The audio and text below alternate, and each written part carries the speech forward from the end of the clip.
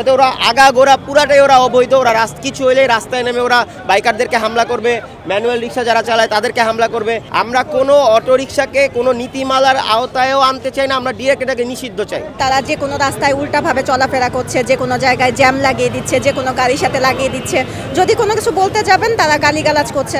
আমাদের এই বাংলাদেশে অটোরিকশা বর্তমানে একটা মানুষের গায়ে যে বিষ ফোড়া হয়, এই বিষ ফোড়ার চাইতেও জঘন্য কিছু। মানুষ মারতে তারা রাস্তায় বের হয় কেন? নীতিমালায় আনা যেত যদি এটা নতুন কিছু হইতো। থ্রি হুইলার নামে আমরা সবাই জানি যে সিএনজি আছে, আপনি বড়লোক না হন সিএনজি কেনার সামর্থ্য নয়, আপনি গ্যারেজ থেকে সিএনজি ভাড়া নিতে পারেন আপনার ড্রাইভিং লাইসেন্সের মাধ্যমে।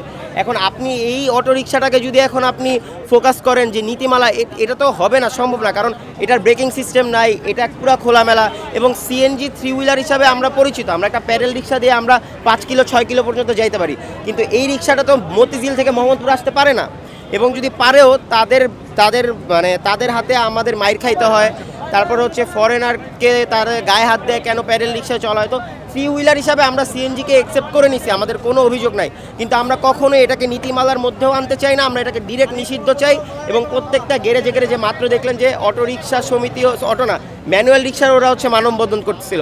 ওরা কেন করতেছিল? কারণ সিন্ডিকেটের শিকার ওরা, এলাকা ভিত্তিক গ্যারেজগুলোতে অটো রিক্সা মানে করে দিতে হইতেছে, বাধ্য হয়েও ম্যানুয়াল রিক্সা পাওয়া যেতেছে না, সবাই বাধ্য হয়ে অটো রিক্সা চালাইতেছে। তো আমরা এটাকে ডিরেক্ট নিষিদ্ধ চাই, ম্যাজিস্ট্রেটের মাধ্যমে হোক বা যেই মাধ্যমে হোক। এই অটো রিক্সাটাকে ডিরেক্ট ফ্যাক্টরি, যেহেতু লোকালি এটা হ্যান্ডেল করা পসিবল হইতেছে না, প্রচুর অটো রিক্সা হয়ে গেছে, প্রশাসন হ্যান্ডেল করতে পারতেছে না, কেউ হ্যান্ডেল করতে পারতেছে না।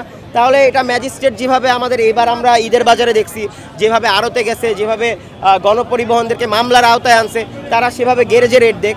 আমাদের বিদ্যুৎ ক্ষেত্রে তারা হচ্ছে ব্যাঘাত ঘটাইতেছে, আমাদের বিদ্যুৎ জ্বালানি তারা ব্যাঘাত ঘটাইতেছে, তারা অবৈধভাবে চার্জ দিতেছে, এরকম প্রমাণও পাওয়া গেছে, আমরা নিউজে দেখতেছি।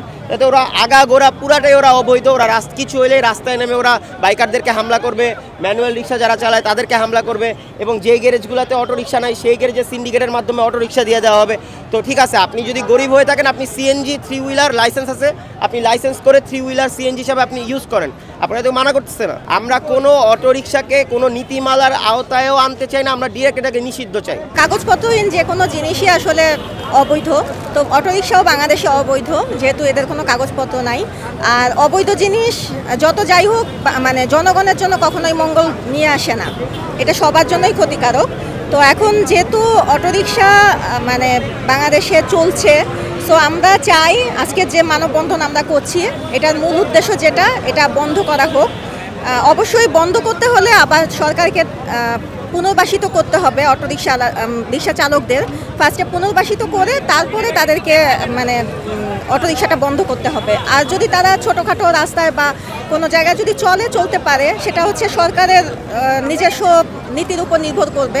আরেকটা বিষয় হচ্ছে যেন বাংলাদেশ থেকে এই অটোরিকশার যে আপনার যন্ত্রাংশ এবং অটোরিকশাগুলো, এগুলো আমদানিটা বন্ধ করা হোক। আর বনানীতে তারা যে নেকারজনক কাহিনী করেছে, বাইকারদের উপরে হাত তুলেছে, এটা মোটেও ঠিক কাজ করেনি, তাদেরকে শাস্তির আওতায় আনা উচিত। শৃঙ্খলা এগুলো সম্পর্কে তাদের জ্ঞান নাই, সম্যক ধারণা নাই, যার কারণে তাদের এই প্রবলেমগুলো হচ্ছে। তারা যে কোনো রাস্তায় উল্টাভাবে চলাফেরা করছে, যে কোনো জায়গায় জ্যাম লাগিয়ে দিচ্ছে, যে কোনো গাড়ির সাথে লাগিয়ে দিচ্ছে, যদি কোনো কিছু বলতে যাবেন তারা গালিগালাজ করছে। তো আমি মনে করি যে এদেরকে একটা প্রশিক্ষণের আওতায় আনা যেতে পারে, প্রশিক্ষণের আওতায় এনে এদেরকে একটা লাইসেন্সের ব্যবস্থা করা যেতে পারে, বা তারা যেন মানে তাদের পেটের দায়ে যেহেতু তারা এই কাজটা করতে আসছে, তারা যেন তাদের কাজগুলো সুন্দরভাবে করতে পারে এবং তাদের সংসার চালাতে পারে। আমরা তাদের বিরুদ্ধে না বা আমরা তাদের শত্রু না, আমরা চাই যে তারা সুন্দরভাবে চলুক, তাদের জীবনটা অতিবাহিত করুক। আমাদের এই বাংলাদেশে অটোরিকশা বর্তমানে একটা মানুষের গায়ে যে বিষ ফোড়া হয়, এই বিষ ফোড়ার চাইতেও জঘন্য কিছু। এই অটোরিকশা রোডে বেপরোয়াভাবে রাইট সাইড থেকে রং সাইডে চলতেই বেশি স্বাচ্ছন্দ্য বোধ করে। এরা অলওয়েজ রোডে প্রতিবন্ধকতার সৃষ্টি করতেছে। আপনারা ইতিমধ্যে জানেন, গুলশান বনানীতে অটোরিকশা বন্ধের কারণে প্যাডেল চালিত রিক্সা চালকরা মানববন্ধন করছিল। অর্থাৎ এই এমত অবস্থায় আমাদের এক বাইকার সেখান দিয়ে আসছিল, তার উপরে আক্রমণ করছে, শুধু একজন না কয়েকজন, এবং তার গাড়ির উপরও আক্রমণ করেছে। এটা আসলে খুবই দুঃখজনক। এটা আমাদের এই দেশে আমরা কখনোই কামনা করি না। আর তারা কখনো কোনো ট্যাক্স দেয় না, ভ্যাট দেয় না, তাদের নাই কোনো রেজিস্ট্রেশন।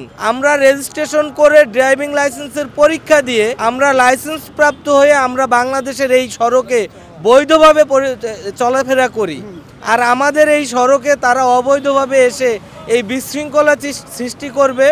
সুতরাং আমরা এই অটোরিকশাকে বাংলাদেশের মাটি থেকে অবিলম্বে উচ্ছেদ চাই।